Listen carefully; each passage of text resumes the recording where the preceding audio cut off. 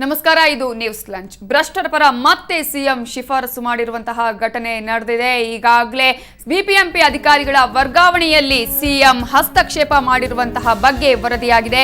ಬಿಬಿಎಂಪಿಯ ಪೂರ್ವ ವಲಯ ಹಣಕಾಸು ಅಧಿಕಾರಿ ನಾರಾಯಣಪ್ಪ ಅವರ ವರ್ಗಾವಣೆಯ ವಿಚಾರದಲ್ಲಿ ಸಿಎಂ ಮತ್ತೆ ಹಸ್ತಕ್ಷೇಪವನ್ನ ಮಾಡಿದ್ದಾರೆ. ಬಿಬಿಎಂಪಿಯ ಚೆಕ್ ವಿಭಾಗದ ಅಧೀಕ್ಷಕರಾಗಿ ವರ್ಗಾವಣೆಯನ್ನ ಮಾಡಲಾಗಿತ್ತು. ವರ್ಗಾವಣೆ ಮಾಡುವಂತೆ ಶಿಫಾರಸು ಮಾಡಿ ಸಿಎಂ ಪತ್ರವನ್ನ ಬರೆದಿದ್ದಾರೆ.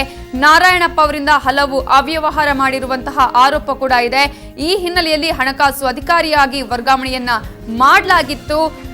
ವರುಣ ಕ್ಷೇತ್ರದ ಕಾಂಗ್ರೆಸ್ ಮುಖಂಡ ಸಿದ್ದಯ್ಯ ಸ್ವಾಮಿಯಿಂದ ಈಗಾಗಲೇ ಒತ್ತಡ ಬಂದಂತಹ ಹಿನ್ನೆಲೆಯಲ್ಲಿ ವರ್ಗಾವಣೆಯ ಒತ್ತಾಯಕ್ಕೆ ಮಣಿದು ಸಿಎಂ ಶಿಫಾರಸನ್ನ ಮಾಡಿದ್ದಾರೆ. ಬಿಬಿಎಂಪಿಯ ವರ್ಗಾವಣೆಯಲ್ಲಿ ತಲೆ ಹಾಕದಂತೆ ಹೈಕೋರ್ಟ್ ಸೂಚನೆಯನ್ನು ಕೂಡ ಕೊಟ್ಟಿತ್ತು. ಆದರೆ ಇದೀಗ ಸಿಎಂ ಸಿದ್ದರಾಮಯ್ಯ ಮತ್ತೆ ಹೈಕೋರ್ಟ್ ಆದೇಶವನ್ನ ಉಲ್ಲಂಘಿಸಿ ಬಿಬಿಎಂಪಿ ಅಧಿಕಾರಿಗಳ ವರ್ಗಾವಣೆಯಲ್ಲಿ ಹಸ್ತಕ್ಷೇಪವನ್ನ ಮಾಡಿದ್ದಾರೆ.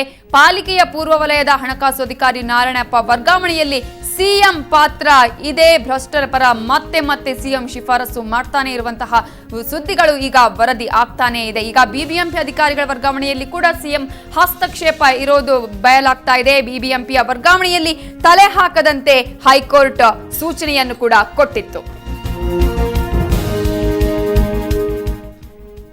ಈ ಬಗ್ಗೆ ಮಾತನಾಡೋದಕ್ಕೆ ನಮ್ಮ ರಿಪೋರ್ಟರ್ ಮಸೂದ್ ಈಗ ದೂರವಾಣಿ ಸಂಪರ್ಕದಲ್ಲಿದ್ದಾರೆ.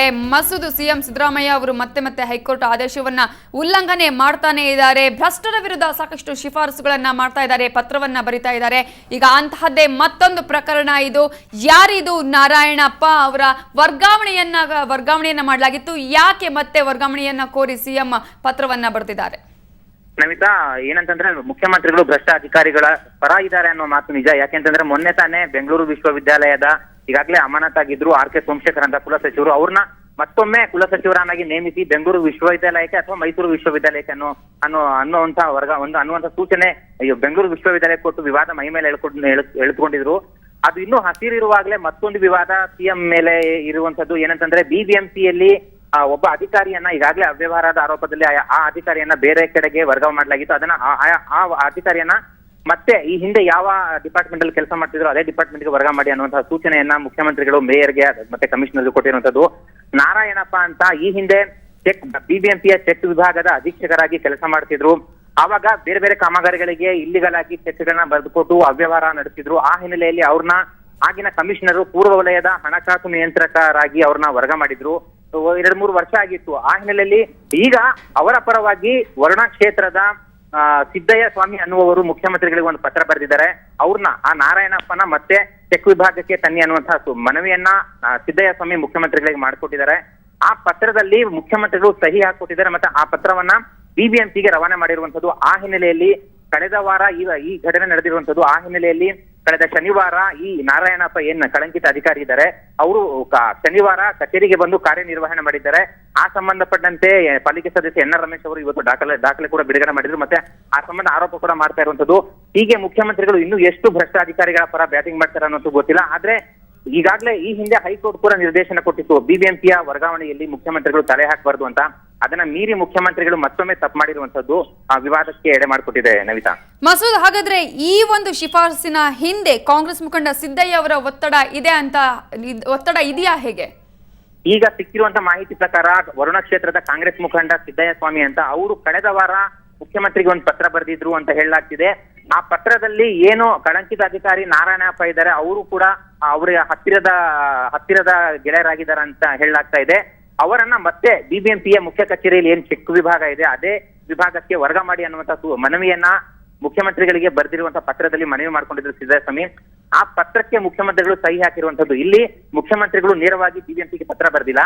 ಸಿದ್ದಯ್ಯ ಸ್ವಾಮಿ ಏನ್ ಪತ್ರ ಬರೆದಿದ್ದಾರೆ ಅದಕ್ಕೆ ಮುಖ್ಯಮಂತ್ರಿಗಳು ಸಹಿ ಮಾಡಿರುವಂತದ್ದು. ಮತ್ತೆ ಆ ಪತ್ರವನ್ನ ಬಿಬಿಎಂಪಿ ಆಯುಕ್ತರಿಗೆ ವರ್ಗಾವಣೆ ಮಾಡಿರುವಂತದ್ದು. ಆ ಹಿನ್ನೆಲೆಯಲ್ಲಿ ಆಯುಕ್ತರು ಈಗಾಗಲೇ ಸೂಚನೆ ಕೂಡ ಕೊಟ್ಟಿದ್ದಾರೆ ಅಂತ ಹೇಳಲಾಗ್ತಿದೆ. ಅದೇ ಕಾರಣದಿಂದಾಗಿ ಕಳೆದ ಶನಿವಾರ ಆ ಕಳಂಕಿತ ನಾರಾಯಣಪ್ಪ ಅಧಿಕಾರಿ ಅವರು ಕಳೆದ ಶನಿವಾರ ಮೊನ್ನೆ ಬಂದು ಕಚೇರಿಯಲ್ಲಿ ಕೆಲಸ ಮಾಡಿ ಹೋಗಿದ್ದಾರೆ. ಒಂದಷ್ಟು ಚೆಕ್ಗಳಿಗೂ ಸಹಿ ಹಾಕಿ ವಿಲೇವಾರಿ ಮಾಡಿರುವಂತಹ ಸುದ್ದಿ ಬಂದಿದೆ. ಆದ್ರೆ ಇದು ಬಿಬಿಎಂಪಿ ಅವರು ಕೂಡ ಮುಖ್ಯಮಂತ್ರಿಗಳ ಆದೇಶವನ್ನ ಕುರುಡುತನದಿಂದ ಪಾಲಿಸಿರುವಂತದ್ದು. ಅವರು ಕೂಡ ಹೈಕೋರ್ಟ್ ನಿರ್ದೇಶನವನ್ನ ಉಲ್ಲಂಘನೆ ಮಾಡಿರುವಂತದ್ದು ಇದರಲ್ಲಿ ತಿಳಿದು ಬರ್ತೇವೆ. Namita, okay, thank you Masood ಡೀಟೇಲ್ಸ್ಗೆ.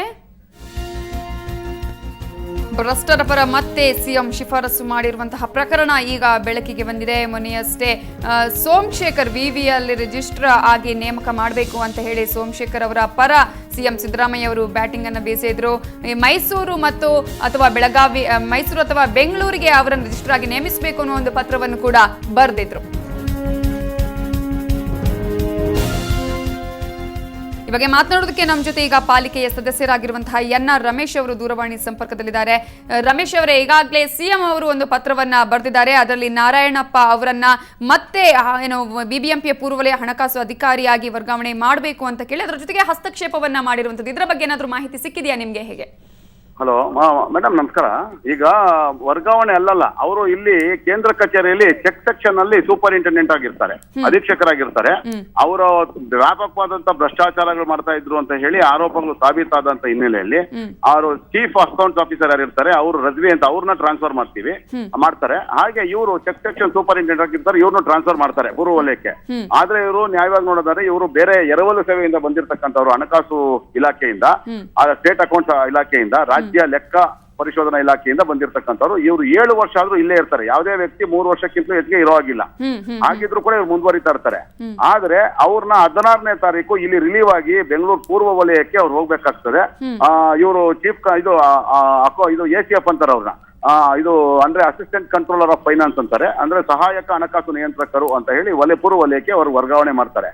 ಆದ್ರೆ ಯಾರೋ ಒಬ್ಬ ಸಿದ್ದಯ್ಯ ಸ್ವಾಮಿ ಅನ್ನೋ ಒಬ್ಬ ವ್ಯಕ್ತಿ, ಅವರು ಮುಖ್ಯಮಂತ್ರಿಗಳ ಕ್ಷೇತ್ರದವರು, ಒಂದು ವೈಟ್ ಪೇಪರ್ ಅಲ್ಲಿ ಹ್ಯಾಂಡ್ ರೈಟಿಂಗ್ ಅಲ್ಲಿ ಬರೆದು ಮುಖ್ಯಮಂತ್ರಿಗಳಿಗೆ ಮನವಿ ಮಾಡ್ಕೊಂಡ್ರೆ, ಮುಖ್ಯಮಂತ್ರಿಗಳು ಅದೇ ವೈಟ್ ಪೇಪರ್ ಮೇಲೆ ಹಿಂದೆ ಮುಂದೆ ಯೋಚನೆ ಮಾಡ್ತೀರಾ, ಒಂದು ನಮ್ಮ ಮಾನ್ಯ ಆಯುಕ್ತರಿಗೂ ಒಂದು ಫೋನ್ ಮಾಡಿ ವಿಚಾರಣೆ ಮಾಡಿದ್ರೆ, ನಾರಾಯಣ್ ಯಾರು, ಯಾತಕ್ಕೆ ಅವ್ರನ್ನ ವರ್ಗಾವಣೆ ಮಾಡಿದ್ದೀರಾ, ಅವ್ರ ಮೇಲೆ ಏನ್ ಆರೋಪ ಇದೆ ಅಂತ ಕೇಳೋಷ್ಟು ಇಲ್ದಿರ ವಿವೇಕ ಇಲ್ದಿರಾ ಮುಖ್ಯಮಂತ್ರಿಗಳು ಏಕಾಏಕಿ ಇವರನ್ನ ಇಲ್ಲೇ ಮುಂದುವರಿಸಿ ಅಂತ ಬರೀತಾರೆ ಮಾಡಿದ್ದು ಅಂತೀರಾ ಅಥವಾ ಇದು ಗಮನಕ್ಕೆ ಬರದೇ ಆಗಿರುವಂತದ್ದು? ಒಬ್ಬ ಮುಖ್ಯಮಂತ್ರಿ ಇಡೀ ರಾಜ್ಯವನ್ನ ಮುನ್ನಡೆಸುವಂತ ಅಂತ ಒಂದು ಮಹತ್ವವಾದಂತ ಸ್ಥಾನದಲ್ಲಿರುವಂತವ್ರು ಗೊತ್ತಿಲ್ಲದೆ ಅನ್ನೋದು ತಪ್ಪು. ಯಾಕಂದ್ರೆ ಈಗಾಗಲೇ ಈ ಹಿಂದೆ ಪಾಲಿಕೆಯ 31 ಅಧಿಕಾರಿಗಳ ವರ್ಗಾವಣೆಯಲ್ಲಿ ಹಸ್ತಕ್ಷೇಪ ಮಾಡಿದ್ರು ಅಂತ ಅನ್ನೋದು ವಿಷಯಕ್ಕೆ ಸಂಬಂಧಪಟ್ಟಾಗೆ ಹೈಕೋರ್ಟ್ ಕ್ಲಿಯರ್ ಆಗಿ ನೀವು ಬಿಬಿಎಂಪಿ ಆಂತರಿಕ ವಿಷಯದಲ್ಲಿ ತಲೆ ತೋರಿಸಬಾರ್ದು, ಅದರಲ್ಲೂ ಮುಖ್ಯವಾಗಿ ವರ್ಗಾವಣೆ ವಿಷಯದಲ್ಲಿ ತಲೆ ತೋರಿಸಬಾರ್ದು, ಇದು ಅಕ್ಷಮ್ಯ ಅಂತ ಕೂಡ ಹೇಳಿದ್ರು.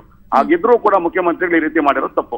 ಓಕೆ, ಈಗಾಗಲೇ ಹೈಕೋರ್ಟ್ ಒಂದು ಆದೇಶವನ್ನು ಕೂಡ, ಸೂಚನೆಯನ್ನು ಕೂಡ ಕೊಟ್ಟಿತ್ತು, ಬಿಬಿಎಂಪಿ ವರ್ಗಾವಣೆಯಲ್ಲಿ ತಲೆ ಹಾಕಬಾರ್ದು ಅಂತ ಹೇಳಿ. ಈಗ ಇದನ್ನ ಉಲ್ಲಂಘನೆ ಮಾಡಿದ ಹಾಗಾಗಿದೆಯಲ್ವಾ? ಹೌದು, 100% ಆಗಿದೆ, 100% ಆಗಿದೆ. ಅದೇ ನಾನು ಇನ್ನೊಂದು ಏನಂತಂದ್ರೆ, ಇದೇ ವ್ಯಕ್ತಿ ಮೇಲೆ ಇನ್ನೊಂದು ಆರೋಪ ಮಾಡಿ ಆ ಲೆಟರ್ ಕೂಡ ನಿಮ್ಗಿದೆ. 14ನೇ ತಾರೀಕು ಸೆಕೆಂಡ್ ಸ್ಯಾಟರ್ಡೆ, 15ನೇ ತಾರೀಕು ಭಾನುವಾರ ಇರ್ತದೆ, 16ಕ್ಕೆ ಇವ್ರು ರಿಲೀವ್ ಆಗ್ಬೇಕು ಅಂತ 14, 15 ರಜಾ ಇರೋ ದಿನಗಳಲ್ಲಿ 29 ಕೋಟಿ ರೂಪಾಯಿಗಳಷ್ಟು ಹಣವನ್ನ ಅಕ್ರಮವಾಗಿ ಗುತ್ತಿಗೆದಾರರಿಗೆ ವರ್ಗಾವಣೆ ಮಾಡಿದ್ದಾರೆ ನಾರಾಯಣ್ ಅವರು ಅಂತ ಆರೋಪ ಎದುರಿಸ್ತಾ ಇದ್ದಾರೆ.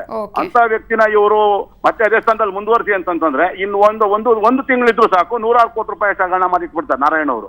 ಅಂತ ವ್ಯಕ್ತಿನ ಮುಂದುವರಿಸಿ ಅಂತ ಹೇಳಿ ಮುಖ್ಯಮಂತ್ರಿಗಳು ಸೈನ್ ಮಾಡಿಕೊಟ್ಟಿದ್ದಾರೆ ಅಂತಂದ್ರೆ, ನಾಳೆ ನಾನು ಹೋಗಿ ವಿಧಾನಸೌಧ ಮಾರಾಟ ಮಾಡಬೇಕು ಮುಖ್ಯಮಂತ್ರಿಗಳು ಇದು ಮಾಡಿ ಅಂದ್ರೆ ಚೀಫ್ ಸೆಕ್ರೆಟರಿ ಕೂಡ ದಯವಿಟ್ಟು ಇದನ್ನು ಪರಿಶೀಲಿಸಿ ಅಂತ ಬರ್ದೇ ಬರ್ದು ಕೊಡ್ತಾರೆ. ನಿಜ ರಮೇಶ್ ಅವರೇ, ಧನ್ಯವಾದಗಳು ಸುವರ್ಣ ನ್ಯೂಸ್ ಜೊತೆ ಮಾತನಾಡಿದ್ದಕ್ಕಾಗಿ.